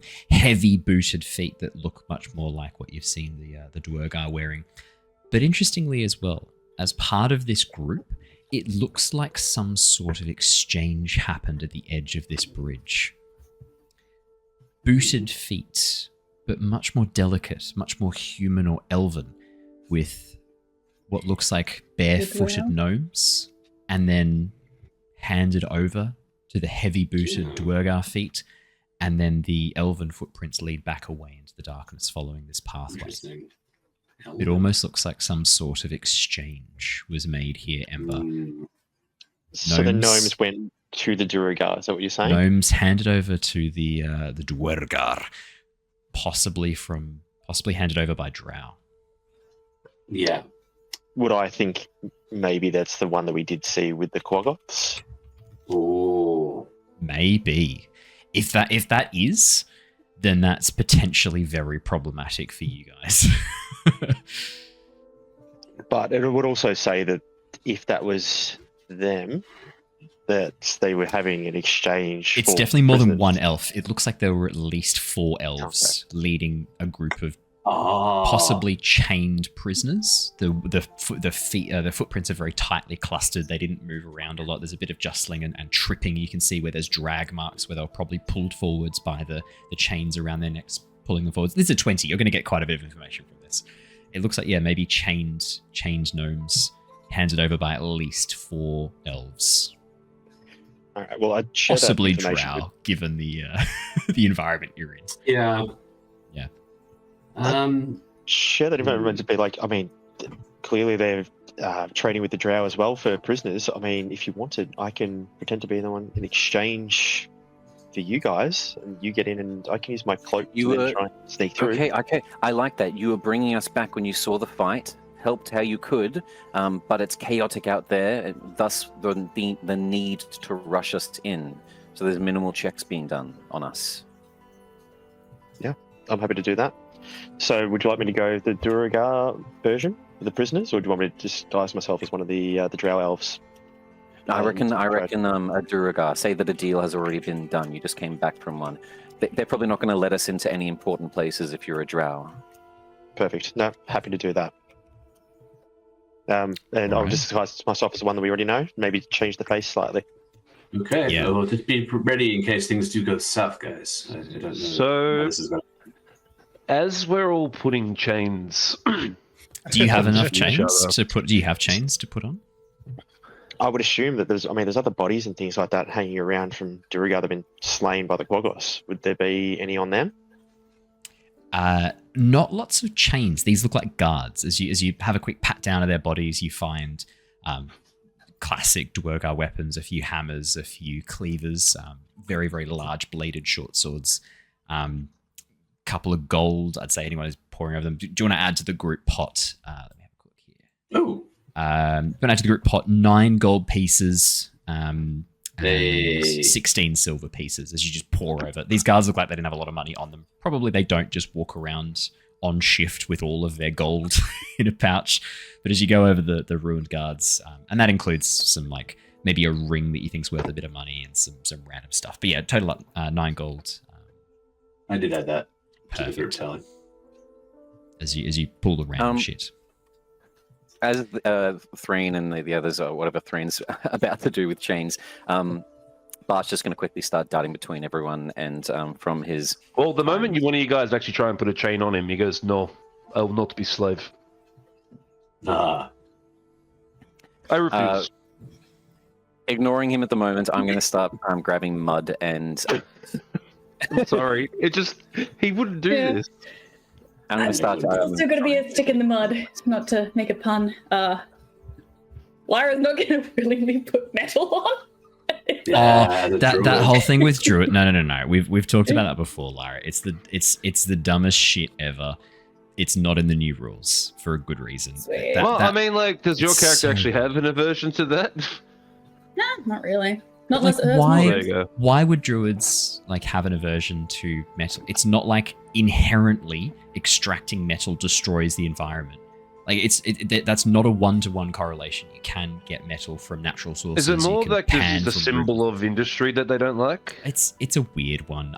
Is it more of like a moral thing? But I We guess don't know. you It was can't really do never- that for every single druid, can you? No, 'Cause it they've was got never different upbringings. explained why that's why that's a thing. Like, why would druids be not okay with metal but okay with like glass blowing, for example? There's nothing saying druids can't be proficient in glass blowing tools. In fact, there's nothing saying they can't be proficient in smith's tools. I've always ignored that weird thing in the druid thing. Like, they won't wear armor or use weapons made of metal. I've always thought that was really bizarre, and I've always been like, it's up to you. If you want to play that as your character, you're more than welcome to, but I'm never going to enforce that, ever. That never made sense to me. Yeah. And it's gone now, thankfully. But yeah, Bart's going to dart around and start calling upon like the, I guess, makeup that would have been put on dancers back from his time with the heiress and the high priestesses and whatnot. I'm going to start muddying everyone up to make them look like they've been fucked But up. you're in a bit of luck. The best and cheapest way to apply any color black to a person is charcoal, and these slaves are bound for the forge pits. You have charcoal with you as part of your disguise kit. That's how you dye things black. You literally just pull out chunks of charcoal, and then the side of the bridge is also covered in soot. You've got a river of lava underneath, constantly burning away impurities. And I mean, we had been traveling for a good 24 hours. Yeah, you're a bit dusty from the roads. We would but- be, yeah. I'm not robbing myself in the dirt while I'm traveling, though. Like we're going past chasms and climbing and all that sort of shit. Like we are. No, but we're meant to look like we just lost a fight, so I want this to be a bit more believable than just a bit dusty. Yeah. That's fine. And as Threign says no, I'm just going to instantly dart eyes towards Niles. Like, you need to fix this. Fuck. Threign, I understand you don't want to put the chain. I get that. But how else do you think we're going to convince the Deurgar about who we are? And I show him my axe. Oh, Threign. I know you want to fight. I really know you do. I want to fight as well. Niles, it is not even the axe. I refuse to be slave. No, I understand. So My honor what dictates it. What do you suggest that you do otherwise? Because you are a proficient climber, you could try and climb up through to that passage above us, but I don't know. I don't like the idea of splitting the party like that. There are people chained in the city that need you, Threign. They don't have a choice about the chains around their necks. I mean, that is a good point. Spot would know better than most here. Plus, you won't actually be a slave. It's just like playing pretend. That's a good point. It's like a feint when you're a kid. attack. Look at Just think, Lyra. once you get Actually, past look these- at Lyra, actually, though, because something like, what do you mean pretend? When you're kids and, you're running around and you pick up sticks and you pretend that they're swords and in your mind you'll have like this big epic battle, but, in reality it's a couple of kids hitting each other with sticks. I don't think Threign's ever thought that. Wait, so you're saying as if that... Threign has not lived out his childhood dream of being Wait, so Ulfric. just quickly, As so if. you're No. I think you misunderstand. I think Threign's always like it's always been real, right? no, he's never ever thought to pretend. Yeah. Ever. Yeah, that's what I'm getting. Yeah. Never lied, never cheated, nothing. Like if you wanted to fight make believe with swords, you would literally get a sword. Yeah. Just do it. Yeah, I'll just do it. I look at Lyra. Pretend. And you're saying that I can pretend to be slave. And that actually gets me to glorious combat quicker. Exactly. I mean, it's as far as we're not even going to fasten these things properly. I mean, just enough to make it look like they are, but when the time comes, we bust out and start attacking. It's like this, Threign. It's like, if you're fishing, right, you don't want to catch just one fish, 2 fish, or 8 fish over there. You want to catch the whole school of fish, don't you? That's what we're trying to do right now. We're trying to get right into the heart of it all, and then we get them all. You see him sort of standing there for a sec. He's weighing up his options. He's looking at things. He's looking at the chains. He's looking at his axe. He's looking at the chains. I mean, Threign, you've just seen me turn into a Deurgar. Be like, Threign, you're playing a character like I am. No, I'm not I'm not really into the idea of the pretend thing still, but I do like the idea of this leading to combat quicker. Mm-hmm. And that is, we do this. Cut through the chaff to get to the wheat, right, Threign? I mean, we could just cut through them now, but okay. Why wait? But sure. Why dirty your axe on impure, unworthy souls when you can wet it with the blood of worthy foes? Yet again, this is like his internal battle between what he wants to do and just rush off, and what his friends are telling. Because he's now obviously already showing restraint before. He's obviously learning. Right. If not for the Deurgar that you will inevitably fight in the city, what about the weapon? That was something important to you, and if you do this, you will get closer to it. Perhaps be able to get the jump on them. And I don't care too much about the weapon. I just want to kill the one that carries it, and they want to know its properties. No, nothing will replace this axe. And he just sort of pats his axe. There is the worry though. Not that you need any more convincing. You look like your mind is made, but obviously it's a giant relic, and like you said, you want to study it and beat him. If we start charging through, say we do start winning, be as optimistic as we want, the important people are probably going to run out the back door, Obsidian Foot. He's not going to face us in single-handle combats. He's a coward. If we start actually beating this fortress, they're just going to flee with the important people.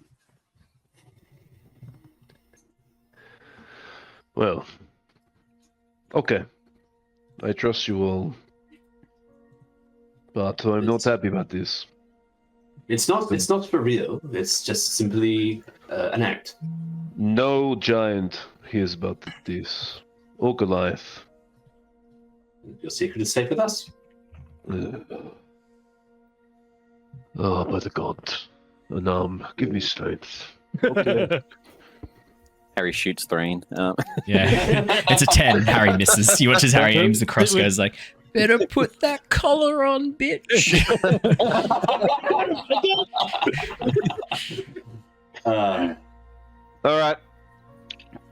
Look, because it was so funny when you guys were planning this out. I'm just thinking to myself, he is not going to go along with this at all. It really isn't.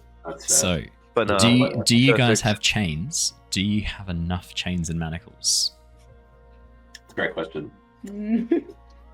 I don't think I started this adventure naked.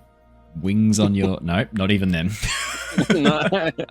Actually, to be honest, my character doesn't have anything new in the inventory since I started. So I have you nothing don't pick really up stuff, do you? Oh no, I've played. I literally I shot myself in the foot with the roleplay here, but yeah, now Threign's just about the battle. In the bag of holding. That honor. He doesn't care about any new weapons or anything. He's got his frost cover, and he doesn't care about gold. The only thing I have that's anything resembling chain is 10 meters of fine steel thread, and that's it. I mean, rope. I mean, do we even have enough manacles? Can I get a perception or investigation check from those of you who are sort of around and near the bridge? Whoever's sort of near the bridge, can I get a perception or investigation check? Yeah, sure. You can see there are some crates, there are some items near the bridge. There. 26 from Harry, 11 from Ember, 18 from Bart, 20 from Lyra, 23 from Niles. Harry and Niles and Lyra. As you go through, Ember's already... What was it, 23 as well? 23 as well. As Ember's already gone through the bodies, there wasn't a lot there in terms of chains and manacles. But over the far side of the bridge, you can see there are near what looks like probably the outpost where the Deurgar would sit when they're not needing to kind of be standing at all times. You can see that there are a bundle of rags just stacked up at the edge of the bridge. Nothing really of note. But as you begin to have a bit of a closer look around, looking for anything that can help you out in this situation, as you kick through, Harry, let's say. Yeah, 26, Harry. As you sort of kick through these rags, there's chains and manacles under here. As well as some bones as well. Small bones. As you kind of lift and... How small? Gnome-sized. You guys, there's some chains here, but there's also there's some is that flesh on the bones, or is it just bones, like dry bones? The bones are scorched and burned, and as you look, you can see parts of the manacles are almost slightly melted. And as you look back across the bridge, Harry, you can see loops of metal cut into the edge of the bridge. With your 26, I'd say Niles and Ember and Threign, and Lyra, you also kind of piece this together in this moment. Mm-hmm. Oh, not Ember. Ember, yours was Their own Ember and Bart are just like, bundle of chains. The rest of you are like, oh, they probably chain them to the bridge and lower them into the... It's pretty dark. Yeah. It would be in bad taste to turn them into skeletons, huh? We're not turning anything into skeletons yet. Just chuck those bones in the bag of holding. They'll come in handy later. That is one note, however. Bart is going to go over and grab several of the cloaks that the Deurgar are wearing, the dead bodies. Yeah. And he's going to try to quickly make a somewhat robe disguise for the zombie. Okay. Oh. Yeah. So that people don't just see like a corpse walking with the rest of us in the chain gang. Yeah. Yeah, exactly. Yeah. Yeah, that's, I mean... Lyra's definitely going to try and sneak some of those bones into the bag of holding, by the way. Can you make me a sleight of hand check to see if anyone notices this? Would anyone have a problem with this? Just passive. I think Harry would vomit in his mouth a bit and then just swallow it and move on. If anything, once Bart's done, he'll turn towards I guess the party and Ember. It's been quiet for a while now. We don't want to wait for too long because we still need that chaos to enable them to hopefully just let us in. Yes. Do we want to get started, everyone? Yeah, it's pretty quiet over there, though, isn't it? No, it's good. Yeah, but hopefully we're not about to walk into a bullet, and if that's the case, then I guess the plan goes sideways. Or we maybe even then wait until the Deurgar reinforcements arrive, and then as they're fighting the bullet, look, we'll come to it when we turn the corner. But let's check it out. But is there a chance the Deurgar tamed the bullet in the called for it? I don't think so. Okay, cool. Harry just trots off. I doubt they'd have a chain big enough for that. Harry, we need to be in a chain gang. Harry chains himself up and then waits. Perfect. Yeah. Alrighty. Harry, Bart, Lyra, Threign, and Niles. As you lock there's not enough chains to manacle your necks and hands together. What would you be kind of focusing on? Trying to just manacle yourselves in a line, or at least just manacling your hands so that they can't? The necks are the obvious thing, I think. Like visually, they stand out. Yeah. Yeah. If we do the necks as well, it still means that Lyra can spellcast with somatic components. Yeah, and I guess Harry can also use the ropes to tie some trick knots around your hands. So it looks like your hands are bound, but if you pull, the dots come out. Harry, do you want to make me a sleight of hand check, Harry, while we're doing that, just to see how good you are at these slip knots for everyone? 15. Pretty good. Yeah, Harry, these knots look impressive. Hands are together. They look great. Yes, it's much better than the knots I tied in the cave that time. Yeah, way better. Yeah, that's right. Threign. No, that's okay. I was just... Yeah, it's past. Continue. Okay. Yeah. Next fine, actually. When Harry ties Threign, he's like, yeah, this one's a real knot, so when you want, you can just rip it apart with your strength. That was always an option, tiny rabbits. It does Just double checking. Everyone's giving me all their weapons as well now, so I'm carrying that. Well, there's really only a couple of weapons you need to carry. I don't have any weapons. Yeah, Bart and Threign are the only ones with like weapons that can't be obviously hidden. Harry's got daggers that can be tucked away. Hand crossbow, Harry. Tuck it away. Technically, I do have some poisoned shurikens, but I would Harry put them in the bag of holding, so that's fine. Yeah, Harry chucks bag of all his holding. weapons in the bag of holding because he can summon them now. Oh yeah, true. So Ember, you're just handed the bag of holding. It's got Threin's great axe in it, which he gives up reluctantly, of course. Yeah. Bart's longsword, Lyra's quarterstaff, some poison shurikens from Niles, but that's it. Like, most other people don't. Like, one of the cool things about your party is you're not heavily armored or weaponed. It's not too bad. I will say to Ember as I give my axe. Oh wait, hold on, because I can return my axe. Then I just, when I want to go combat, I can just return and immediately start fighting. Is that actually? Remember, I can do that. Yeah. Summon your axe? Yeah. When I throw it, Leave it here. It's like the throw it. little Ooh, Does let it me- move it I need towards to- you, or does it teleport? Let's have a look. Let me read it. Or is it like that? I need to look at this again. If Actually, it moves, it won't go through the dimension. Yeah. Hold on. Hold on. Let me have a look. Oh yeah, well, might not I'm be just able pulling to it open put too. in the bag of holding at all. I will go over as this discussion's happening to Niles. Niles, I just had a thought for this mission. Maybe the stone that I gave you, you pass to Ember, so that way we have one with the Deurgar and one with the slaves. If we do get split up, the Shadow Blade Bending Stone that I passed you. Yes. Because I've still got the other one here. Yes. I'm thinking so that way he can at least communicate in case he gets split off with the rest of their garrison. Yes. I will do that. I will hand over the extra sending stone to Ember and explain that. Just in case we get separated, you might need to communicate with us, so you better take this. Also, Owen, it's only when it's 3 times thrown, per day. but it does reappear in my hand the instant after it hits or misses a target. Yeah. Okay. So that'll be going in the It's bag only of holding when then. it's thrown. Yeah. That will go in the bag of holding.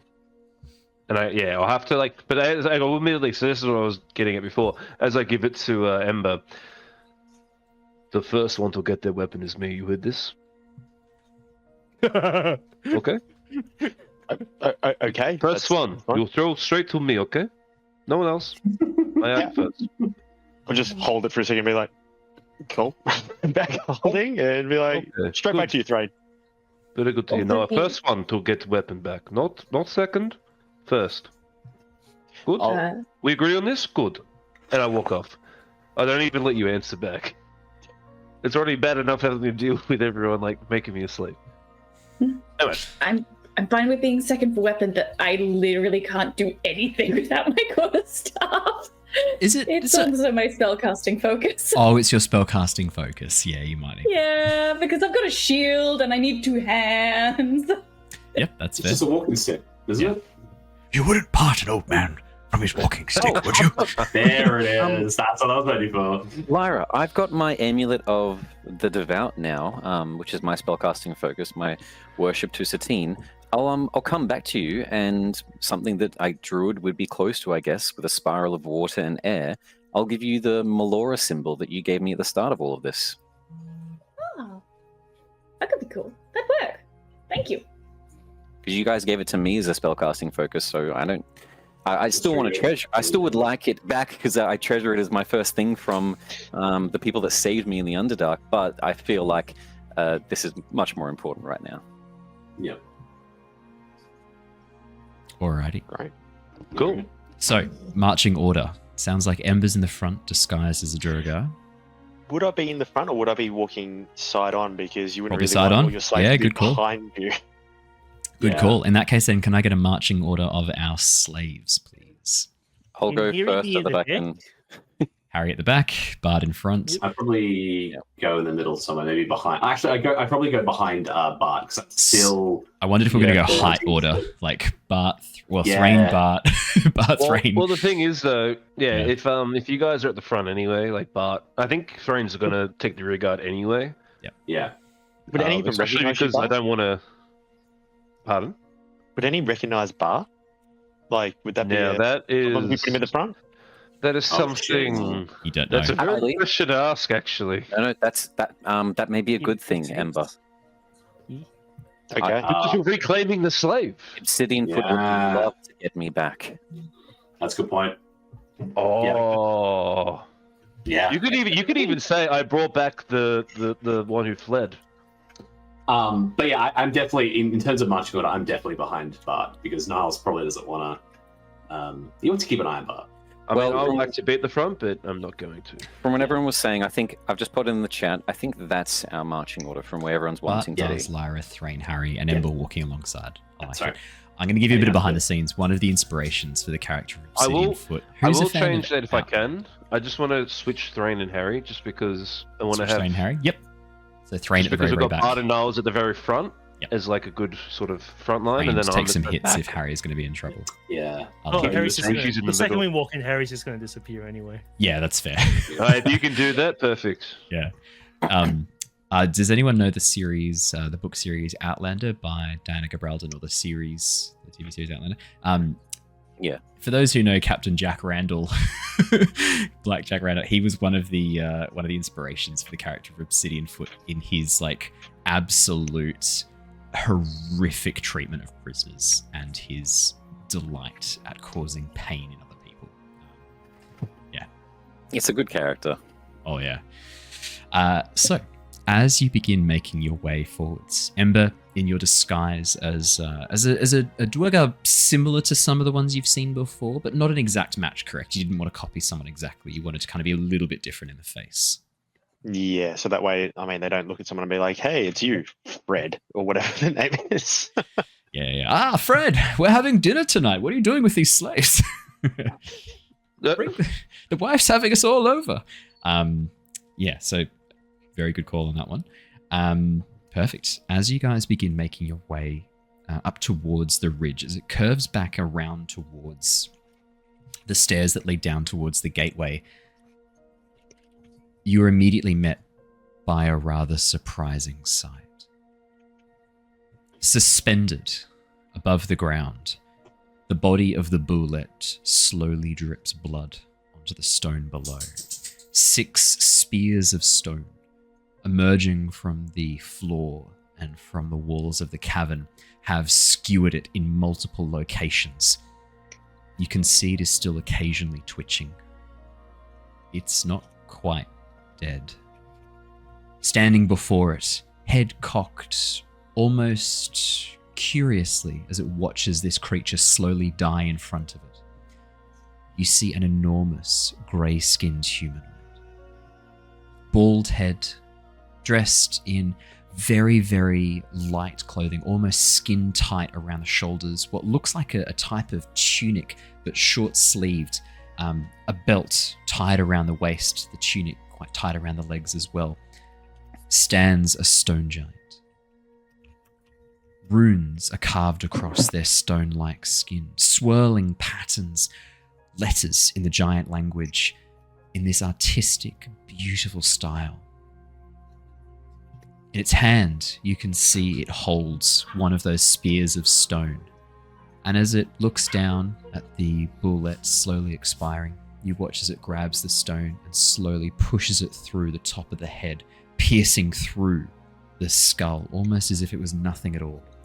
As the stone pierces through, the bullet shudders for a moment and falls still. You watch as the giant cocks its head, releases the stone, turns and looks back towards the gate. You can see the Deurgar standing around. There are now only 4 remaining. 2 of them up on top of the gates, taking position. One of them desperately trying to repair the damaged scorpion that was broken and partly shattered by Scarface. The body of one of the Quaggoths lies shattered and broken, lying on the ground not too far away from the stone giant. The gate is wide open. You can see beyond more figures moving across this narrow stone bridge. Deurgar, by the looks of things. And on the top of the ridge, as you look down, you see the giant slowly turn back towards the open gateway and sink into the stone, vanishing from sight. Is this the same one that stopped my first escape attempt? But it's hard to identify the stone giants easily. you have to go by the runes and the patterns carved on their skin. The stone giants often look quite similar. They're very asexual looking. There's not a lot of dimorphism in the males and females. They don't look very different. The patterns on the skin don't look familiar to you though, Bart. They look a bit different. You don't think you've seen this one before. Okay. It doesn't have two heads as well. That's something else I should probably mention. But you would have seen occasionally stone giants with two heads. Okay.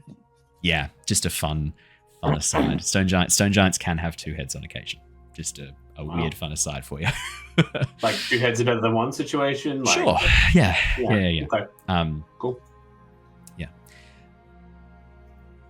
As you, I'm guessing, continue with your plan, with the stone giant having sunk into the stone, vanishing from view, as you begin making your way down along the ridge and down the stone stairs towards the open gate, the battlefield is a mess. Bloodstains mark where the bodies of the Deurgar slayed by the Quaggoth would stand, but clearly were dragged off. In fact, you look up at the wall behind you, you can see claw marks in the stone and bloodied streak marks where the Quaggoths took off with their prey. Whatever Deurgar they could rob from the field of battle after slaying them. As you approach, you watch as one of the Deurgar standing near the gate, looking up at the body of the bullet and shaking his head, turns towards you and sees you all approaching, immediately pulling out a hammer from his belt. Hey, stop there.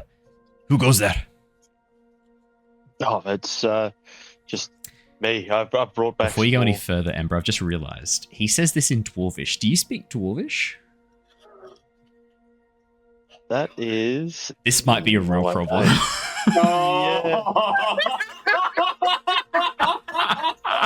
Everyone just assumed they would speak common. Ember, do you speak Dwarvish? You don't, do you?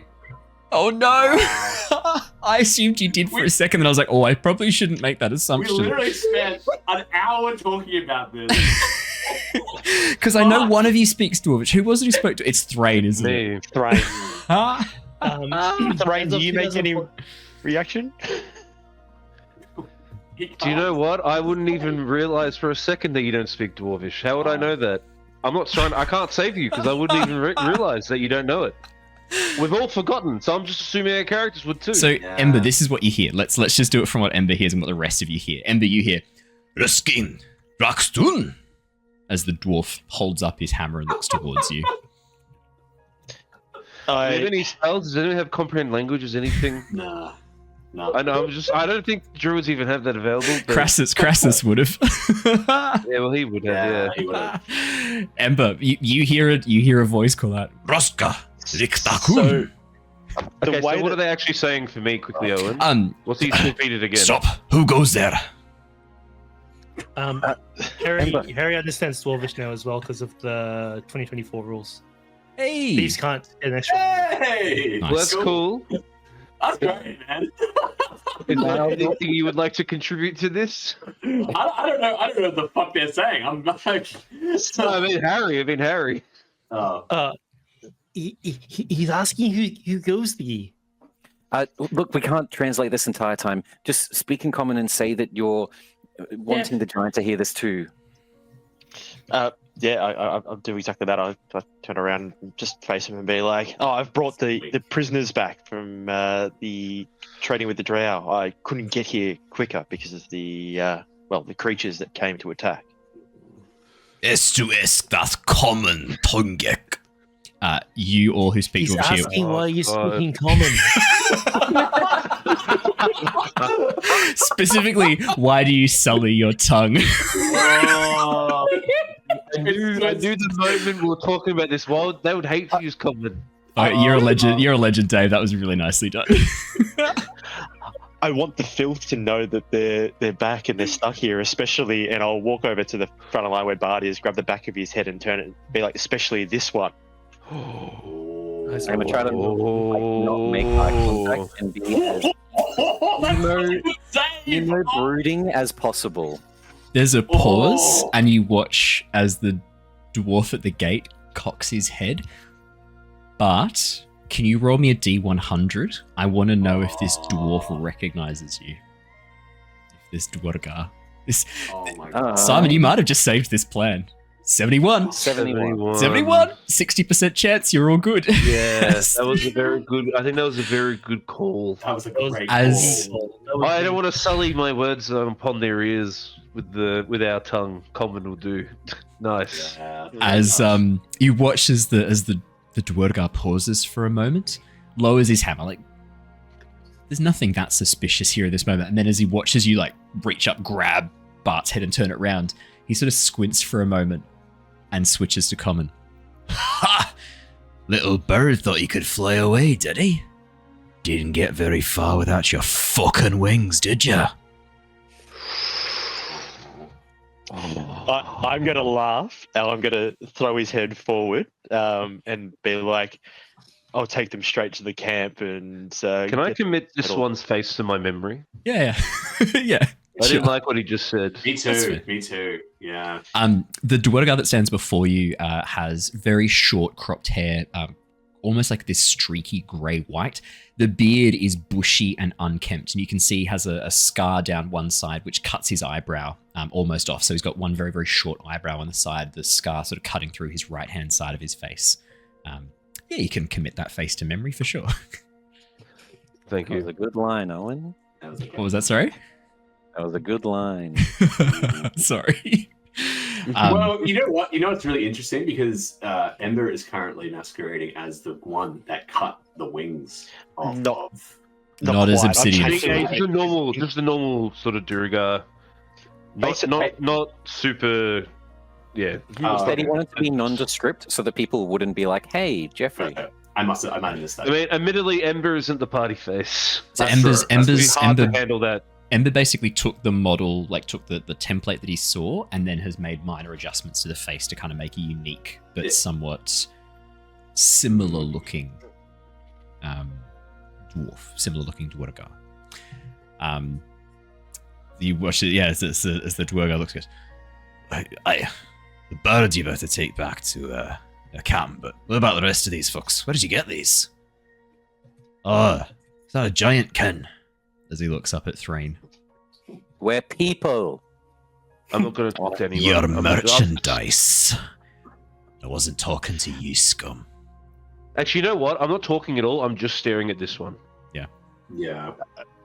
Like, I'm Again. staring. I'm not, like, even blinking. I'm just staring at him. Giant kin. Where did you get them? But they were just part of the trade, and I mean, look at the size of this one. The work we could do with him. No, you got to be is- careful, though. He pauses as he's like considering, and he's going to switch back to Dwarvish because he doesn't want you guys to hear this. Annoyingly, the one person who doesn't want to hear this is going to understand him. Threign, you speak Dwarvish.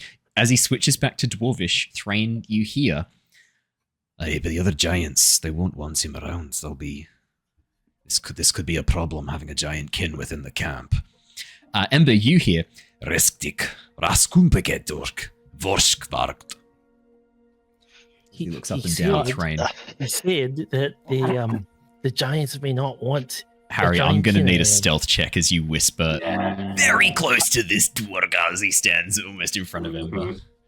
Depending on his Can I demeanor, have- though. 16. Can I give the help action by shouting, "What, you too scared to talk in a tongue that we all understand? Yeah, you Not can that give the help dirty action. filth language." You can. You definitely can. 16, Completely Harry. 16. Not too bad. 16 and 13, we'll take the 16. But the next thing you feel is the hammer going into your ribs as the Deurgar hears you talking back. Just jabs it straight in underneath your ribs, right where your kidney is located. Niles That is going like to flexing. be He's like, he wants to 5 help. points of bludgeoning damage as he just jabs it in and pulls it back, looking up towards you. "Forgotten your manners, birdie. Chirp, chirp, chirp. No worries. We'll silence you. Get you back to work in form in no time." Fine. I just want to keep the conversation like this. I'll stay quiet and put my head back down. So seeing Harry be hit, I can't really break Bart- it. Bart I'm going to being walk hit. over. Yeah. Oh, Not Harry, yeah, okay. Bart being Not jabbed Harry. for talking back. Harry's fine. Harry whispers to you and you hear Harry's message. oh, okay. I'm just going to do like a bit of a a laugh and be like, well, they'll have to answer to Obsidian Foot before they make any decisions about that. But I think we should get inside. I don't want that other one coming back and seeing him first. Aye. Yeah, I best be quick about it then. Right. Folks back at the bridge. How are they? This fucking bullet came through quickly. They're all okay? Lads at the bridge weren't in trouble, were they? Do you know, I had to try and get away quickly with the Quaggoths and keep these ones under wraps. I must admit, I haven't seen. We were scattered. Maybe it's worth checking. Oh, fuck. His Majesty's not going to be too happy about this. Right, go on. Get this lot in camp. Go across the bridge, wait at the first gatehouse. Someone will guide you where you need to go. Can't have this lot just marching through the undercroft. We'll put them in cages up the fronts. Foot can come out to you. Sounds good. And leading them all on, pushing them through. And with that, as you begin to march through the gates, you watch as the Deurgar jeer. One of them whistles as they see you, Bart, doing a little "Sing us a song, little birdie, come on," as you walk through the gatehouse, making your way. As you begin crossing the bridge. Actually, they would be talking to Niles too. And Niles, as you walk through with your wings still intact, you watch as one of the Deurgar sort of looking up and down goes, "Whoa! Pluck those for a pillow, boys. There's enough on those wings for two." Oh, you know, it did just cross my mind. I'm like, if this goes badly, I could end up without my wings as well. That just occurred to me. That's not good. As you begin making your way across the bridge, the chasm below dropping into darkness, the faint light of the lava illuminating from below. That is where we're going to leave things for tonight. Come back next session as you enter the Deurgar encampment. Oh, mate. That was almost really, really spicy with the language. Simon, you absolutely saved us with that role. That was well done. Yeah, forgot about the yep. Me too, because I knew one of you spoke Dwarvish, and in my mind I was like, one of them speaks Dwarvish, it's not going to be a problem. And then right as they started speaking, I was like, oh no, this actually is important. Who speaks Dwarvish? Yeah. Oh my god. Well done, guys. That could have gone very differently. Awesome. Well, thank you so much, everybody, for joining us. What a cliffhanger to leave on. We're going to be back next week. I have the week off work, but not the week off D&D, so I will be seeing you all next Wednesday. Hopefully looking really rested, feeling really good. We've got a public holiday in Brisbane next Monday, so I'm taking the other 4 days off as a staycation. So I'll hopefully be looking nice and tanned from my time on the beach. Probably like sand all in my hair, seaweed crusted in my beard, but I'll be looking much more relaxed, which is the main thing. Can I also just say, congratulations on the 600 followers, guys. I know. Thank you, Twitch people. It was right in the middle of a narrative moment. I didn't want to interrupt, but massive thank you to everyone who's followed us on Twitch. We just hit 601 tonight, so massive thank you, guys. That's thank you so much. And I think we're only like 45 subscribers off the 1.5k on YouTube too. So if you're listening to this on YouTube or listening on the podcast, you could be one of those people who gets us across the 1.5k special, and there will be a special episode that comes out for the 1.5k. I think I can now reveal what my plan is for that. It's going to be a Q&A for Return of the Giants or Curse of Strahd. I'm going to put a vote up for those people who watch on YouTube. It'll be a mid-session or a mid-campaign Q&A. Things that aren't going to be too spoilery.